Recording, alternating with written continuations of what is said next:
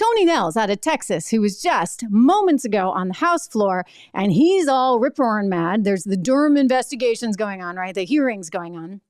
And it's like, wait a second, like consider what happened. Let's go back to that day. Well, I'll play the sound in just a second. Let's go back to the whole ordeal after Donald Trump won the election in 2016. The FBI began investigating him because they believed he might be somehow an agent of the Russians, that the Russians had the goods on him, that there was this really disgusting tape that existed.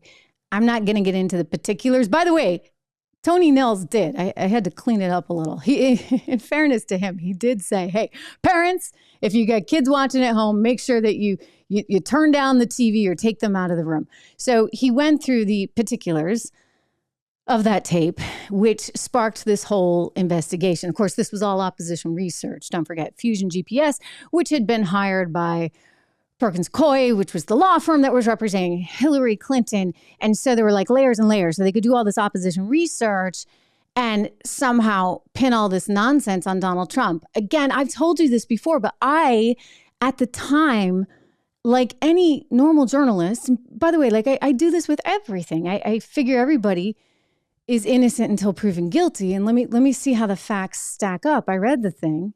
By the way, BuzzFeed published it.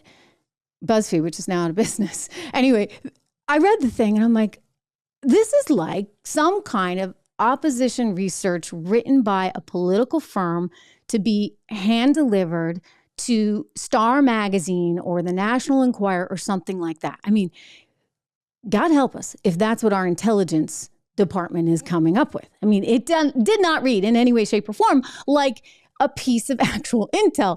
It read like smut and garbage. And it was so off the walls. And of course, Tony Nels knew that it was really off the walls too. And he pointed all this out as he was talking with Durham.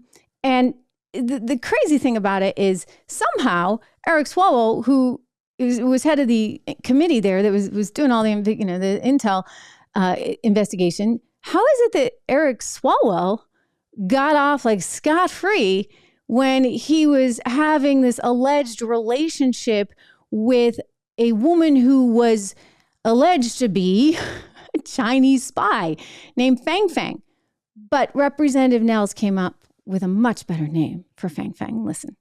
We are aware of the member of this committee having an alleged affair with a Chinese spy, I refer to as Yum Yum, but this is a new low for anyone, and I would hope Mr. Swalwell would agree with me. My first reaction is that he continues to show... Oops, that's Kevin McCarthy. We can get to him in a second. But, kudos to Nels for calling it out and doing so with a little bit of humor there. Yum, yum. Sounds better than Fang Fang, right?